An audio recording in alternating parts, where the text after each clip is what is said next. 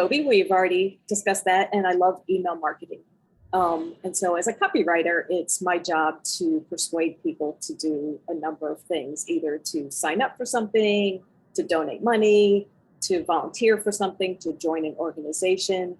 And the way that I do that through persuasive copywriting is to research who my audience is, collect data, and to find out what it is that matters to them. And by doing that, I take them along a brand journey. And by the time I'm to the point where I'm ready to ask them to do something, they have already bought into that brand journey. And so it's a multiple step process of getting to know someone. I always say email is a long game.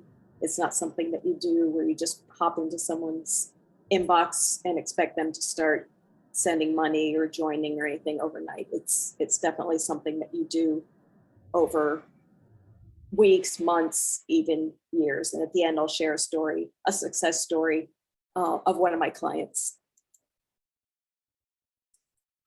So just another brief little bit on my background. I did spend 15 years in direct response marketing, and I worked primarily with nonprofit organizations managing very large scale direct mail campaigns and email marketing campaigns. And the biggest takeaway that I can summarize from that is to know who you're speaking to, know who your audience is, and when you craft your messaging, speak to that one person. Imagine who that one person is, that one ideal client, donor, member, whatever title you give them, and craft your messaging to that one specific person, and you will have a loyal donor for life.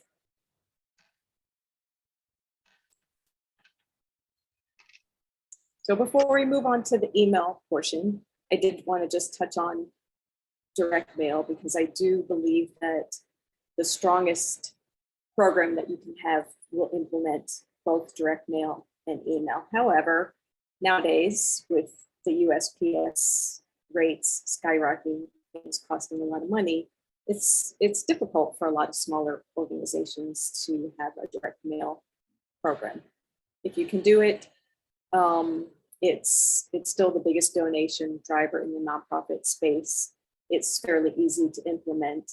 And if you imagine, things are kind of flipped now. You know, back in the day, our mailboxes were filled with junk mail, and now it's kind of flipped. You know, now our email inboxes are filled with not necessarily junk mail, but you know, we get bombarded with things. So email fundraising there's a low cost to implement.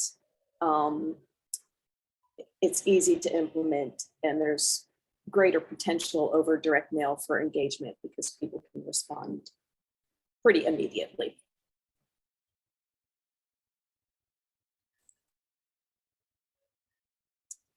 At the heart of everything you do, remember, your audience is asking, what's in it for me? And I love this little acronym, WIIFM. In fact, I have a sticky note on my computer to remind myself when I'm writing to stop and check myself. You know, am I writing something that I feel like writing because I think it sounds good, or am I really trying to get into the head of the person that I'm writing to? And so this is my grandson, Isaac. And if you said to me, just talk about whatever you want to talk about, I'd say, okay, let's talk about Isaac. He's so cute, right? But that's not why you guys came. And so I'm thinking, everybody here wants to know, well, what's in it for me? Well, it's not Isaac, even though he's super cute, I think. So always be thinking, what's in it for me from the perspective of your donor.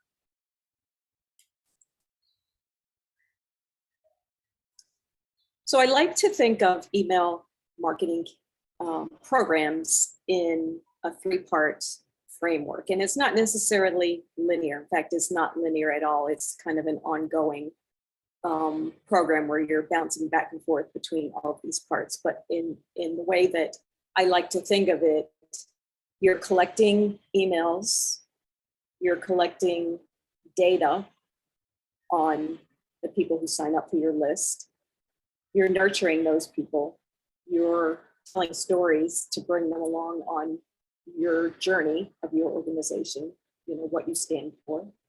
And then the third part of that is continuing to grow your list, grow your donor base, grow your funds. And everything that I'm going to talk about in the next few slides, how you kind of go through each one of these phases and then back to the beginning again. So first, let's talk about building your list. There are lots of different ways to build your list. The number one way is to have a sign-up form on your website. And it doesn't have to be just in one place. It can be in multiple places. It can be on your homepage. It can be in the header. It can be in the footer. It can be on your about page where you talk about your mission. You can add it to blog posts. You can put it on social media if you're posting on social media. You can use a pop-up form or a landing page, and a lot of people find those annoying. I personally actually find them annoying, but they actually do work. I've had different websites for different of my businesses, and the pop-up form definitely works. People see it, and when you can X out of it, when it pops up, make sure that whoever comes to your website can X out of it if they just say, I just want to read what you're doing. I don't want to sign up for anything yet. And then in your sign up form, make sure that you use language that is intriguing and focused on the donor. So instead of just sign up for my newsletter, which is kind of like, who really needs another newsletter? Use language that is maybe a little bit more enticing, like don't miss an event, stay involved. I'm ready to donate. I want to help make a difference, things like that. So I have an example here, actually from one of my previous clients, UNCF, and they raise funds for scholarships for HBCU students. And when you go to their website, it's not exactly a pop-up. It's almost like the first thing you come to is this landing page. So this entire blue box takes up the entire page. I don't know if you can see, but up in the right-hand corner, there is a little X. So you can X out of it and just go to the main homepage of their website. But the language here is really in line with what they do in raising money for scholarships for students who need. And so they kind of clearly state what their mission is. And then at the bottom, it says, I'm ready.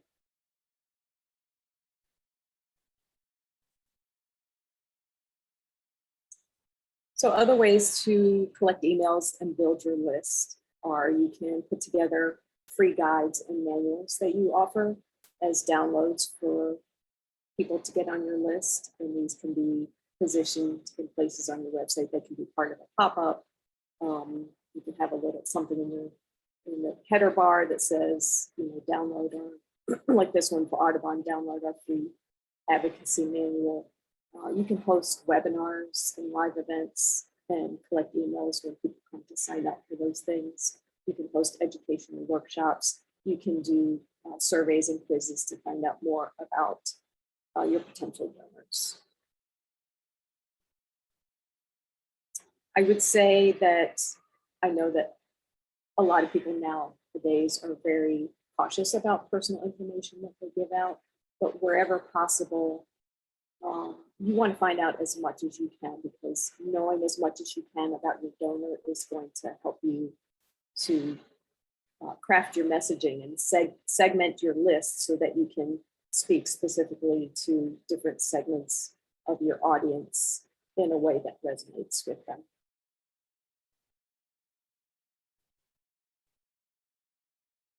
So now you've collected your emails and you're continuing to collect your emails through all of these different channels.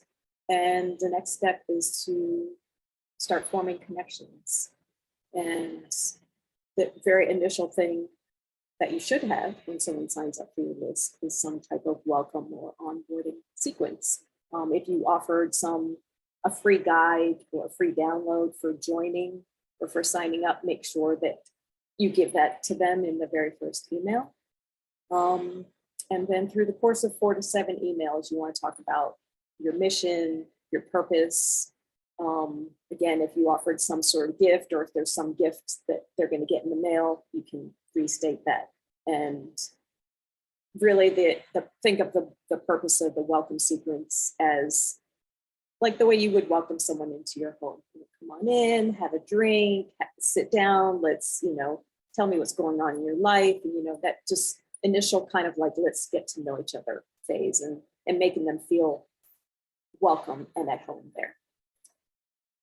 The other way you continue to form connections are by monthly newsletters, which are not really asking for anything necessarily. They're more what's going on in the organization, what events are coming up, what are some of the accomplishments, what are some member spotlights, highlight a member that's participating and doing really amazing things, any events that you have going on.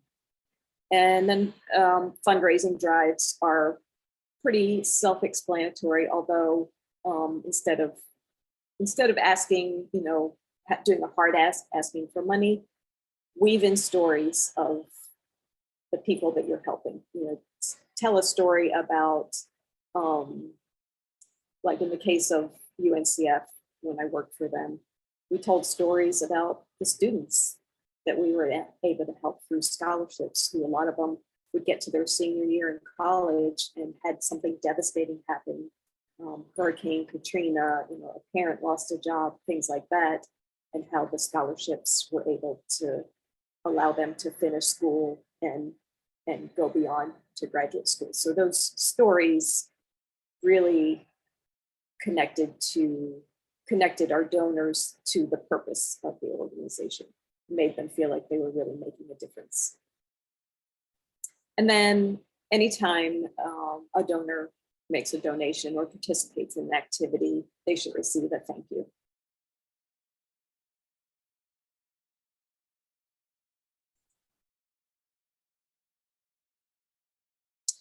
So in addition to the welcome sequences and the email automations, I'm circling back to what I said before about collecting as much data as you can about your donors. By doing this, it allows you to segment your data so that you can give the right messaging to the right segments. So for example, if you hosted an event, you can send another email to the people that attended the first event and said, the email can say, hey, thanks for participating. Or last fall, you came to the big gala and we raised, $2 million. And this Christmas, we're doing something similar and we would love it if you would come again. So that is very much more specific as opposed to just a general email to your entire list. Sending thank you emails that are relevant and personal, and following up with donors to show them how something that maybe they participated in made a difference in someone else's life. I think I saw a statistic, I think it was 78%. So people are 78% more likely to make a donation when the messaging is targeted as opposed to general emails to the group as a whole.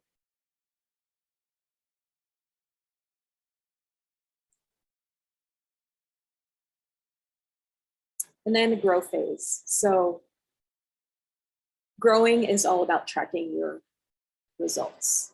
And if you like to kind of geek out on behind the scenes analytics and dig into your email program and look at open rates, click-through rates, and donations and unsubscribes, all of those things are going to help direct what you do going forward. So growing your donor base, increasing donations, improving on your response rates. The only way to know how to grow and do better is to see what's going on, see what's happening, see if an email gets a really high percentage open rate, keep track of what the subject line was and keep that in a database so that you can repeat that going forward for another campaign.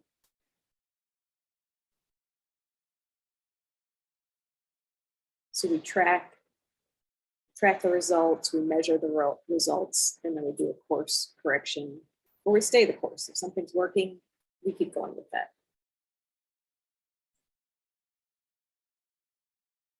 And part of growing is testing, always be testing. So depending on the size of your database, that will determine how much testing you can do each time you send out an email, but you want to improve on what's working. And testing is key for making sure that your messaging stays fresh and that you continue to grow. So you use your data to identify what's working and what's not, and you always try to improve on it. So if you have a regular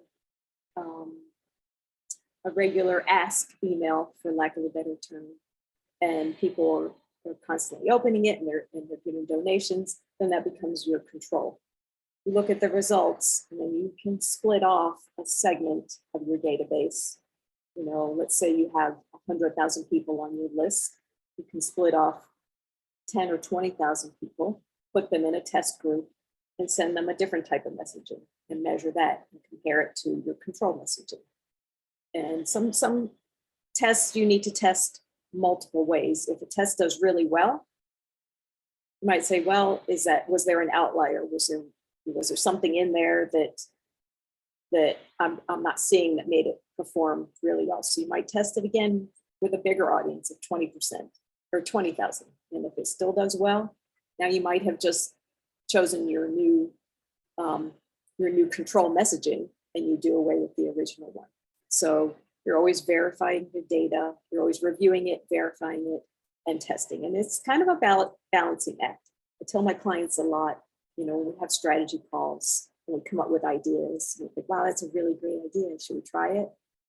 I always say, let's test it, you know, let's see what happens. I mean, it's not going to be the end of the world, right? We give it a try, we see what the response rate is. And if it does well, then we keep it, or you know, it does potentially well, maybe we tweak a few words and then we repeat it. And if it doesn't do well at all, it totally tanks, then we move on. And so the only way really to know about some of these things is to test. When I worked in direct response marketing, every time we went out, either in the mail or an email, we were testing something different. So I'm sure you've seen these campaigns that you get that have like multiple different dollar amounts that you can give. And we would test things like that. We would tweak those numbers, even just the tiniest little bit, to see if we can bump up the gift amount, you know, from $20 to $25 or something like that. We would change one tiny little color, or we would change one font, or we would move things around, and we would test something on the outside of an envelope. So it's an ongoing thing. And I will tell you, and I'm not embarrassed to admit this, but when I got into direct response marketing, all I thought about was junk mail. I thought, this is just junk mail. You know, this is like what people, you know, joke about all the time.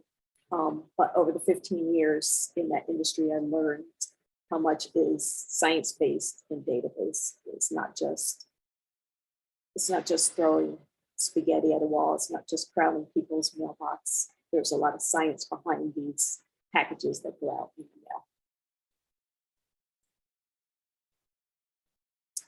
And that's the end of my slide presentation. I will so you can stop my share. And I didn't go too fast. I'm happy to answer any questions. I have a lot of questions. Oh my gosh, okay. Okay, so let's start with the first question is your opinion or recommendation on the different tools. So like Constant Contact versus MailChimp versus ActiveCampaign, like how do we know which one is the best tool for us? Price, feature, like how do you decide that? I think that price is definitely a component, because each one you'll pay depending on the number of people on your list. So you kind of have to weigh that, you know, what is your budget? Can you afford, you know, $30 a month, $50 a month? As your audience grows, you're going to pay more. And each one of those programs has a different cutoff point. So I don't necessarily think one is better than the other. I think they all have they all have basic features, and then some of them have really robust features. So if you're really looking for something where you can do a lot of segmenting, I think things like Klaviyo and ConvertKit are good ones. A lot of they're basic if you just want to do really basic things, but there's a lot of features in terms of segmenting, A/B testing, and things like that.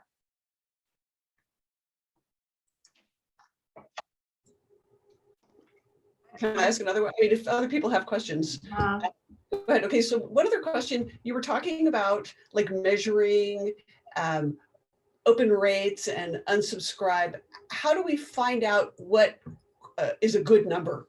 Is there somebody who has published statistics that said on the average, if you get X%, you're doing well? Or like, how do we know?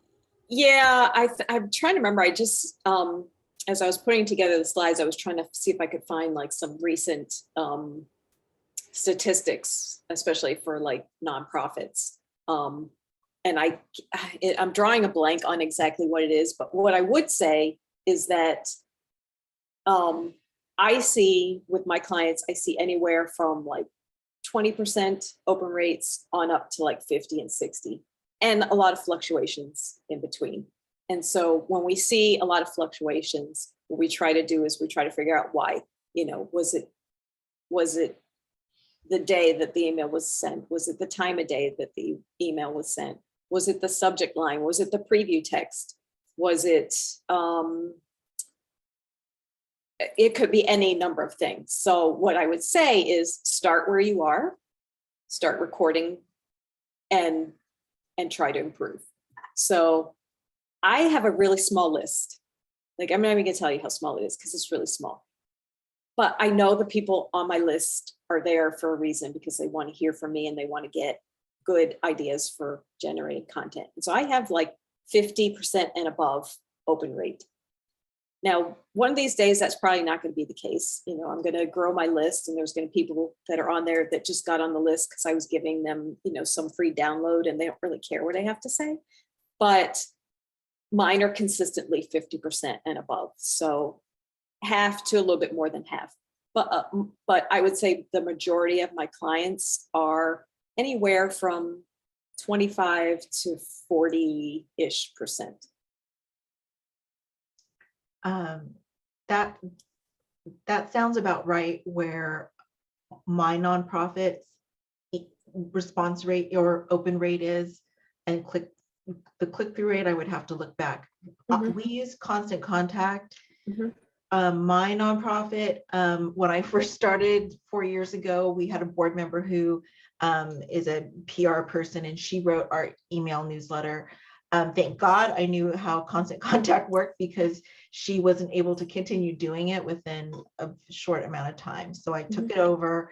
And also, Lisa knows this, for our local Rotary Club, I write our monthly newsletter as well. So we use Constant Contact for that, for both. I know that the back end analytics, for a nonprofit, I can compare it to, are we within that range of opens, which is helpful. I mean, it's just general nonprofits, so it doesn't say, are you in health, are you in, are you animal welfare or whatever. I'm just curious, what platform do you use personally for your newsletter? So I actually, for my business, I'm still on MailChimp.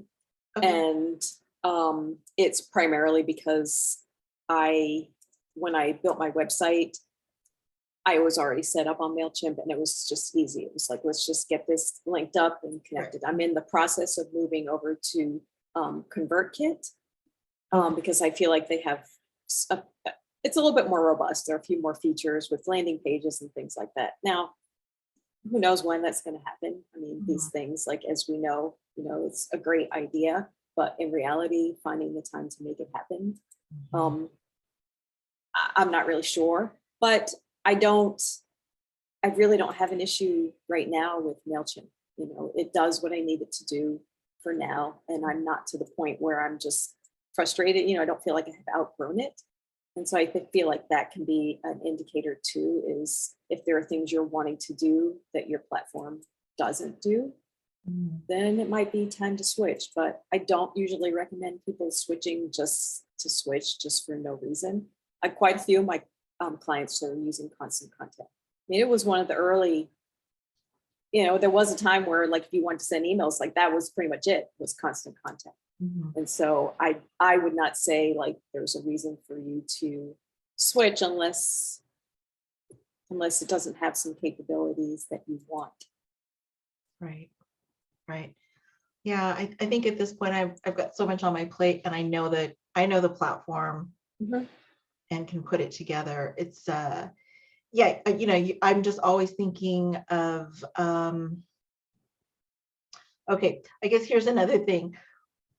What I want to ask is like, what's your number one like do right now? What are you seeing that's like resonating with your clients readership? And then what's like a big like no? One thing I read recently is like putting emojis in your subject line is like, don't overdo it. Like, put I don't know, put one avocado emoji or whatever. So, right.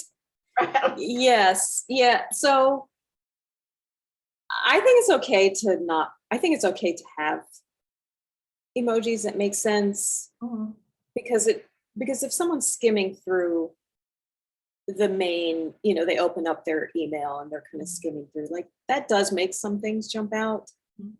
I think like it can be kind of obnoxious too if you really like overdo it, right? So I would say one is fine.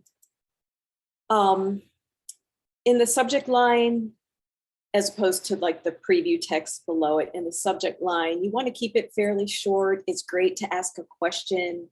It's great to be a little bit vague to get somebody to be like, oh, I wonder what this is about. Let me open it up. It's great to have some urgency.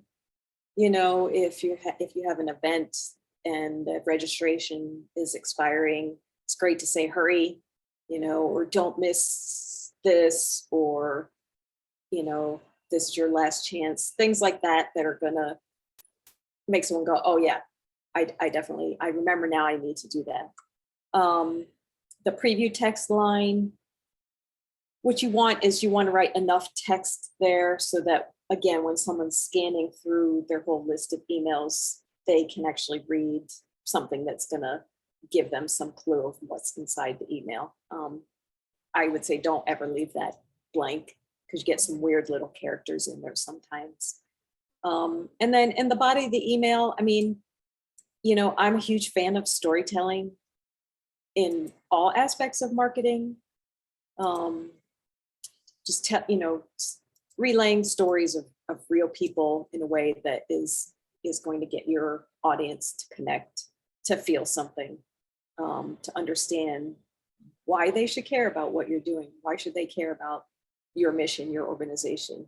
What is going to like really hit them in the heart and pull at their heartstrings and make them say, yeah, I want to give, or I want to volunteer, or I want to go to this event, or I want to meet these people, like all those things. And that can be done through storytelling. It can be done through visuals, like videos, things like that. You can pop a video into an email. I wouldn't do it like all the time, but maybe from time to time, a video of an event, or a video message from someone pretty high up in the organization, things like that. Okay. Tracy. When you were talking about thank yous, what is your feeling if you're thanking a donor as an email thank you versus a snail mail type of thank you? To be honest, I think it's what feels right to you, because email can feel impersonal. And, when you were talking about your organization, I feel like it's a very like kind of serious sort of topic. Do you know what I mean? And so I think it could warrant, unless it's like really difficult for you to do, I think it could warrant a snail mail package. I know that in a lot of the organizations that I worked with, we treated what we called high dollar donors differently than other donors. And that just depended on the organization. So it could be anybody from, who gave $1 up to $4,999 was in the overall, donor base. But anyone $5,000 and above would get what we called a white glove treatment. And so again, depending on how much they gave over the course of the year, it could be they would get something different in the mail. They would get, instead of a regular number 10 envelope, they would get a 9x12 that was heavier paper, and there would be like a hand signed letter in it on really nice stationery. And for some donors, they would actually get a phone call from somebody in the organization who was in charge of donor relations to personally thank them. And so I think that's fine too. I would say like those are things that you kind of have to use your intuition about what feels right to do. I don't think there's a right or a wrong way to do it, but I definitely feel like if you feel compelled to reach out on a more personal level, that I would definitely do that. I don't think that's ever going to be wrong. Do you know what I mean? Yeah. I mean, sometimes it just varies too, depending on the information. Like you said, like the information we have available, whether it's an email address or a, home address or whatever. So, okay. Thank you. I just wanted to say my experience has been here in this area that donors want a hard copy letter, and I sign it. I'll write a greeting and a note. Sometimes they donate, like I'm seeing this more and more on PayPal, where I just have their email address, unfortunately. And if they're not already in our system, then it's like, then what? Every now and then, if they have an unusual name, I do a little sleuthing and I try to find them online, and then I can send. If that doesn't work though, I do a hard copy letter, sign it, scan it, email that to them and say, I would love to get this hard copy letter to you. Want it, send your address. Because my fear is that when I just email, it could very well, especially if it's a newer donor or brand new donor, get it. It's going to end up in their spam. Yeah. I mean, I did make up, like I made up postcards that are kind of a general, but then I save space on the back and I write a note. And I'm the same way, like I do it, especially when people, when they're initial donations or donors, I do that. But sometimes we get in-kind donations for our room. So we'll get, 20 donations for one room, and it could be a pillow or whatever, a blanket. And so in that case, I usually respond with an email. Or a bunch of bags of pillows. A postcard. Where's my postcard, Tracy? I know. Yeah, exactly. Hey. Lisa's a donor. It's right there on my shelf, actually. There it is. The outgoing mailbox. So we're coming up here on an hour. I have another question. I don't want to be obnoxious about asking questions, but may I? Is everyone okay? So the fine with me. A/B testing. I still don't quite get that concept. Can you explain? Does everyone know what that is? If you have MailChimp or like on Constant Contact, that's an option. And I don't know. Yeah, it is literally just testing two different messages to your audience and then measuring the results. And so, the easiest way to think about it is this is very, very basic, but half your list would get message A, half your list would get message B, and then you would collect your responses and see which one performed better. Okay, so it could be a tweaked copy in the email, one group and then one group. So your clients that do that, how do they do it? Do they just kind of split their list in half? Are they segmenting and doing it? I mean, it really depends. It depends on what you know about your list. If you don't have a lot of details about your list, you just kind of have to do a random, what we call nth. It's not like you would take the top half gets one and the bottom half gets the other. There's a way that you can nth your list so that it's very random who ends up in which category, right? But if you have a large list and you have a lot of information about them, you can decide that we think this message really is going to resonate better with this segment, but we think something a little bit different might resonate with this segment. And it could be age-based, it could be interest-based, it could be when was the last time they gave a donation. You know, if you have people that are regular donors, they message A, but if you have somebody that hasn't given in a year, they might get a different message to kind of get them back into regular donation. Okay. I need to explore that more. It's all about time, and making the time to do that. My other question, or Lisa, go ahead. So I have a question about lead magnets. So, I don't know if everybody knows the term. That's where you go on somebody's website and you put in your email for a free download, a checklist, a template, a spreadsheet of something, and then they get your email and you're on their list. Like, what for businesses, it's easy to have a lead magnet, right? It's something about what you do. I can do checklists all day long about web design and writing. Right. What makes good lead magnets for nonprofits? Question. Yeah, you can do like a simple ways to give. You know, it could be like one simple PDF. Are you planning your estate? Like, these are ways that you can, you know, direct your estate. You know, again, a one-page PDF. You can do something educational about whatever your cause is. You can do, I'm trying to think. It seems like it would be more challenging to me, because a lot of times we want to support a nonprofit because we want to contribute to them helping whoever they help, but there's nothing for us. And so, like, if I want to support Tracy in her work with, you know, redoing children's bedrooms, I don't need a kid's bedroom redone. I don't even have kids at home, right? So, like, what is the thing that would make me want to download, you know, to give up your give up your email? Yeah. I mean, it can be challenging. I would say, you know, it's again, going back to, you know, what is gonna like kind of sort of hit you in the heart. Like, off the top of my head, I'm not thinking of anything specific. But you know, maybe it's I don't know.